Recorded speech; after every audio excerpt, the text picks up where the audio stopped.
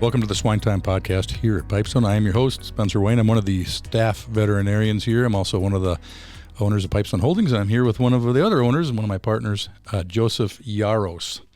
Joseph is one of the other veterinarians that I get to work with daily on helping clients with health needs and whatnot. So today's topic is... we're not even going to start with any ad reads or anything? No, I didn't have any. Ad reads? Do we have any sponsorship you need to recognize? BetterHelp.com. I was wondering if we had BetterHelp, maybe some Squarespace. Yeah, Nordic VPN. Both? Yeah. I'm sorry, NordVPN, not Nordic. NordVPN. No, we don't have. We got no sponsorship. I was, with the number of Chevy trucks that we have on the road, we should at least have a Chevy sponsorship, something along those lines. Could say like a rock. What was the? That was it. Like a rock. Ad reads, when you're listening to podcasts, it's almost an expectation. It's not like people would be surprised about it. They're just it fits into the conversation. It's the plus 15 seconds afterward. Mm-hmm. Yeah, exactly. The Spotify 15 second advance to get past it. Yeah. No sponsors for our listeners. We have no sponsors. I want to read something, though, before we get into it. Okay. You haven't introduced yourself properly, but... So my name, Joseph Yaros, veterinarian with Pipestone for 9 years, 9 going on 10 years. Flies right by. And I would be, just like Spencer, working with producers throughout the Midwest. And I also have some responsibilities overseas in some of the operations we have in China. So I think that was the last podcast Did we talk? I don't remember. You've been on before a couple times, I think. In getting ready for this, I said, I got Joseph on. I should really get some feedback from people that work with you. And so I said, I need a quote from somebody that knows Joseph. And so I got this. I'll read it. You tell me what you think. So it starts out with this. Joseph Yaros is a man of commitment, focus, sheer will. Something you know very little about. And I thought, man, that's pretty heavy. And they continued, and they said, the bodies he buried have formed the foundation for what we are today. And so I thought, that was pretty heavy stuff coming from the cleaning lady that shows up after hours. Like, you had that much of an impression on her. So, okay, that explains who you are a little bit, the level of intensity. Okay, then the bodies I buried. The bodies you buried have formed the foundation for what we are today. Human, pig, you name it. Yep, yep. Okay, then I got another quote. This actually came from you. I was thinking, I need a quote from Joseph. And the question is, somebody asked you one time, what is the best in life? You said, it's to crush your enemies. That was last week. Wasn't that last week? That was last week you said that. So, yeah. For the listeners, Joseph's super intense. I used to be intense. Joseph's got all the intensity of youthfulness and everything on his side. So Joseph's an intense person. So that was pretty good descriptions of Joseph, actually. So minus the potential murder implications. Not murder. I just want to reiterate that I do not have any open court cases or even legal open matters investigations. or investigations regarding murder. Just not headed. We're going to squash those real quick. Yeah, should have a disclaimer on that. Okay. So to get to the serious topics of today, how to identify sick pigs is the stated topic of discussion. So we all kind of deal with it as veterinarians, and the pig farmers out there listening would say, yeah, they deal with it. But you're the invited expert today, so why don't you start out with things that are on your mind regarding that topic? Yeah, it is something that you see as soon as you start walking through any facility with pigs of any age, trying to ensure that pigs are going to be as healthy as they can be, and that realistically, if there are ones that need some additional assistance, that we are identifying which pigs those are. And, I was thinking that we are experiencing a little bit of some snow challenges as of late. I put together some acronyms. Acronyms help people remember things. Acronyms help people remember things that they may be seeing inside facilities, and I thought that I'd make them themed with the current season. So the first acronym I put together is the Santa acronym. Okay. Santa. So if we go through the list of an acronym with starting with S on Santa, I have stance. So the way that these pigs are standing, I think, plays a big factor on whether they are sick or not. If they are standing with their head up and they look bright and alert and they are moving with no problems, excellent. But if you see pigs that have their heads down, pigs that have their ears sitting down as well, that is definitely a cause for concern. And that could be one pig in the pen, or that could be the entire pen at a moment with some sort of issue that's going on. But the first thing I'd bring up is the stance. And that's not lameness related necessarily. That's just pigs that don't look right, don't stand right. They're droopy. They stand different. They look different. It could indicate one of many different problems. In some sense, a lower energy. And it could be a respiratory issue or a gut health issue or something else. But realistically, if you see pigs that are standing with their heads drooped and their ears down instead of ears up, that would be a cause for concern of that particular individual. Okay. What is next? Next, under A of the SANTA acronym, we have appetite or anorexia. If you see a pig that is slab-sided, that does not have a good belly fill, we've got a problem. That pig is going to be one that should receive treatment in some form and maybe go into another pen to have some extra tender loving care, TLC, with his friends. But I think that if they are not eating, you're going to be creating some additional challenges in the future. Okay. So how they stand, are they filled out or not? It looks like they're eating. Next. Yep. Next, under the N, I'm going to put neurologic signs. If you see pigs that are not walking correctly, if you see pigs that are ambulating, but they are kind of have their head turned to the side, if they are walking in a circle, if they do not run away from you when you walk towards them like you would normally expect a pig to do so, I would be thinking that pig has some neurologic challenges, and that's something that would not be normal. How do you differentiate between neurologic and just weak? Because a lot of times neurologic is neurologic. They're gut, head tilt, they're all goofy, versus pigs that turn around and just wobble because they're like the slabby pig that doesn't want to stand. They don't feel good. They're so weak. Either way, if they're not walking right, it's a clue. Either way, I think you just identified a sick pig problem if they're weak. Great job. All right. Thanks, Joseph. Next. S. The other for sure problem that you would note in the neurologic sign category is if pigs are laying on their sides. If you have pigs that are laying on their sides, not able to get up, that's a problem. That pig needs some help. And that's part of the what was I'm trying to think of the one that was about the neurologic. That was part of neurologic. I'm still on the end of the SANTA acronym here. Yes. Okay, so if they're on their side paddling, that's definitely neurologic. That's yeah. Okay. More than likely, 9 times out of 10, you could have a water shortage problem, and you see paddling as a result of that. But that is quite rare. Not the normal stuff. Luckily, yeah. Okay. And then the T in the SANTA acronym, I'm gonna defer to Spanish here. The Spanish word for cough is tos, or tachypnea, which essentially means if you see pigs that are breathing heavy or pigs that are coughing, we've got a problem. So a clinical sign of something to look at for problem pigs, if they are breathing heavier than normal, especially if they're thumping would be another good one for the T. Yeah. Then we're definitely going to want to get that pig some extra help. Yeah, because you just basically required our audience to be bilingual in that one letter. I provided the translation as well. Okay. But thump is a nice stand-in, so thumping. All right. Breathing, something with the lungs, how they're breathing. Yeah, and thumping, it's a term that some people have a good understanding of, and other folks have had to explain it. And it's where when you see the pig's abdomen breathing in and out, just like you would normally see respiration, some people have other terms for it, but I like to use the term thumping. Yeah, classic for PERS. Basically, they're breathing, but it's almost like a percussive breathing, like they're really having to force the lungs to exhale completely. Not to move into one of the next sections of topics we'll talk about, but pigs to treat. But those pigs, if they are thumping, you're going to want to ensure those pigs get treatment sooner rather than later, because it's never a good indicator for prognosis. Right. So T.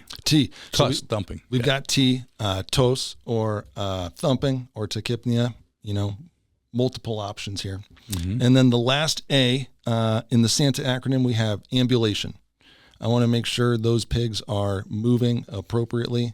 So specifically if they're lame, if they are not able to get up on their own without some additional assistance, if they're slow to get up, if they're toe touching on the back end, that would be a concern.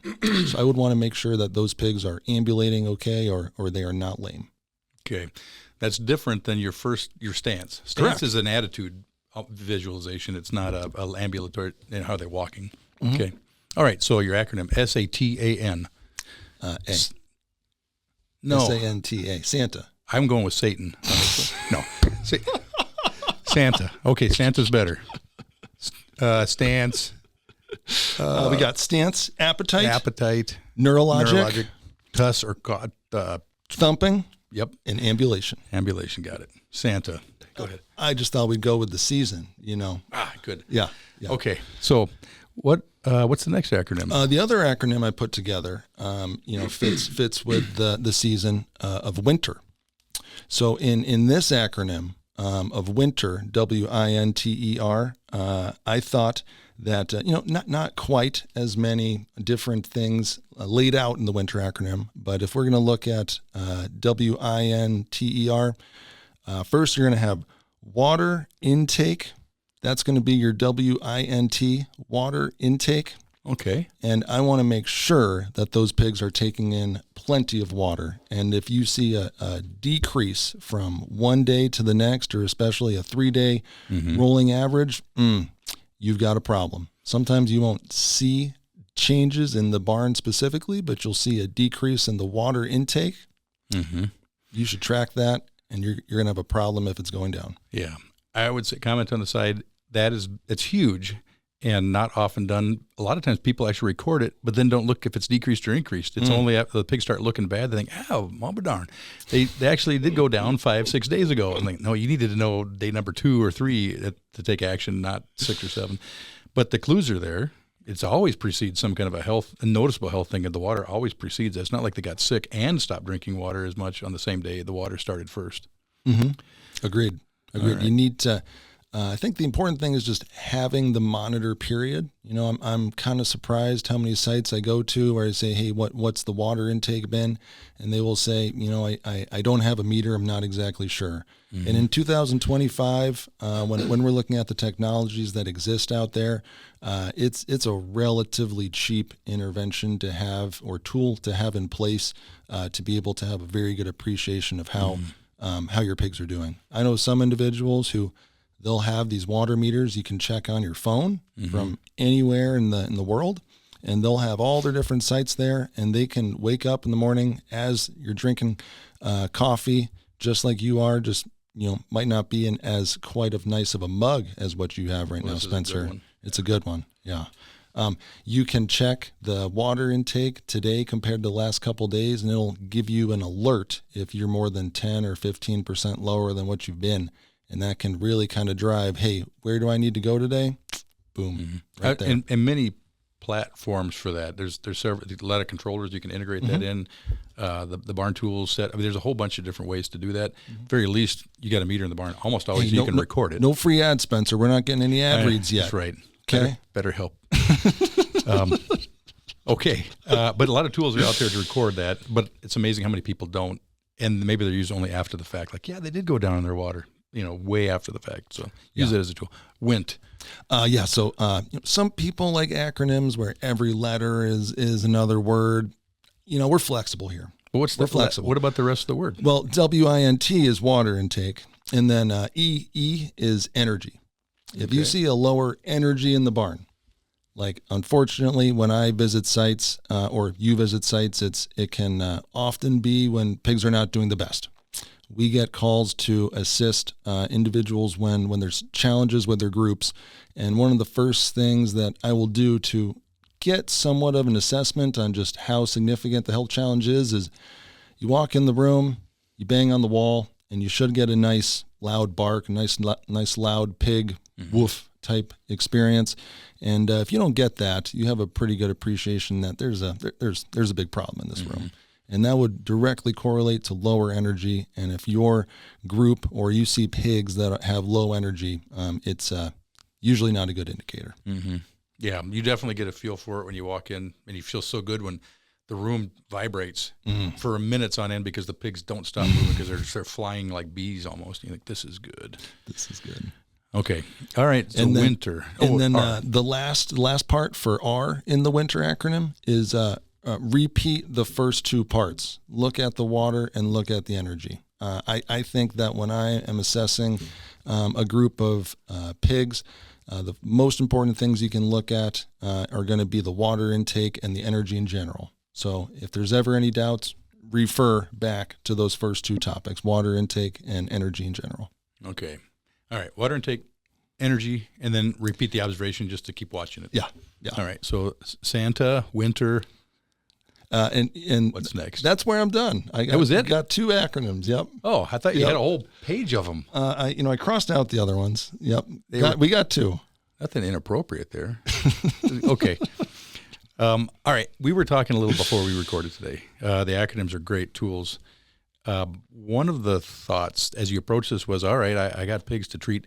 The best of groups are still going to have a few pigs to treat. It's rare. Well, I'd say it never occurs that you place a couple thousand pigs that there's no pig that never needed help. A few always need help at the very least, and timely intervention is important. At the best, at the worst, the whole group needs a lot of medication a lot of the time. Mm-hmm. What are the thresholds that you look at for I'm treating pigs, I'm treating this percent of pigs, I'm having this mortality? When do you start ramping up the medication game for responding to what you're seeing? Do you have rules of thumb for that, or how do you approach that? Good question. I think the issue is correlated to what clinical sign you're dealing with. So, for example, when I hear of groups of, we'll say, late stage nursery or early finishing or mid finishing pigs that are lame, and folks say, gosh, these pigs have a hard time getting up and I need to give a good number of shots every day, I think we should put something in the water. My perspective is that it's normal to treat 1% of the pigs in a group per day for some level of lameness, whether that's mild or somewhat more significant. If it's above 1% per day for multiple days on end, then I'd consider, hey, we should probably put a little bit higher intervention level in place with a water or a feed option. Yeah. And if it's going to be consistent from group after group after group, then talk to your veterinarian about a plan that we can put forth to minimize the amount of work that needs to be done in the future and be the best on cost as well. Yeah, good rule of thumb. So on a 1,200 head room, that's 12 pigs a day. So I'm treating 12 pigs a day for stiff pigs, lame pigs. Yeah. That would be the upper threshold. You go beyond that, then you start thinking, do I need to do something in the water? What's going on here? Do we need to investigate what's actually happening? That's my perspective. I'd be curious to hear yours too. I would have probably said 1% to 2% would be the range of 2% might be the upper range before you jump in. And it depends also. Now we treat to relieve animal suffering, and to keep pigs alive. We also treat with an economic viewpoint as well. And sometimes you look and think, is this worth it? Are pigs, will they get through it with or without this? Are they going to die if I don't do something?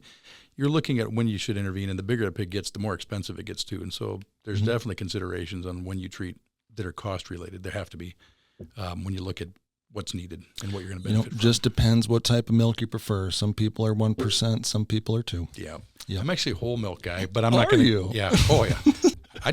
I drink half and half in cream too. I mean, I like dairy products. It's fresh cream is hard to beat. Yeah. Yeah. So, yeah, but I'm not going to say go to 4% or whatever whole milk is, 4.5% fat, 4% treated before you intervene with something bigger. I think 1 or 2% is the upper one I got for when you intervene. Also, like you said, how it's presenting. Some things like lameness don't tend to explode into everything dying, whereas some enteric things do. You might want to jump in quicker if you know this has more explosive potential. Agreed, yeah. So when it comes to the other major health challenges that you would see, the other common one would be the coughing situation. And when it comes to coughing, my thought is largely based on the effect of the pigs. Because if you hear coughing in some late stage nursery or pigs in a finishing barn, oftentimes it's going to be case influenza, and oftentimes those pigs are going to be able to get through that with fairly minimal challenges. But every flu strain is different, and every group of pigs is different, especially if they have some secondary bacteria in that flow. So if you have a cough and over the course of 24 hours, you lose more than what's going to be in general 2 or 3 pigs, whether it's a 1,200 head barn or a 2,400 head barn, that's when I would say, hey, let's get aggressive with some water medications, because if it's impacting pigs to actually result in some mortalities, then we should get aggressive, because that means it's also going to be having some negative effects on their growth too. Mm-hmm. Sometimes pigs get a cough and it's fairly mild, and I wouldn't intervene then. But if you start having actual mortalities pile up as a result of it, we should get something going on in the water. Okay. Any other guidance, rules of thumb for when to intervene with something bigger? When should you call your vet? Like some of this stuff we've talked about, it's the producer in his daily duty, and he's watching the pigs and he's making his own decisions. But when would you get excited and call your vet? Somewhere probably related to when you wanted to run heavier medication, because that's when you start being more critical on what am I doing next? Yeah.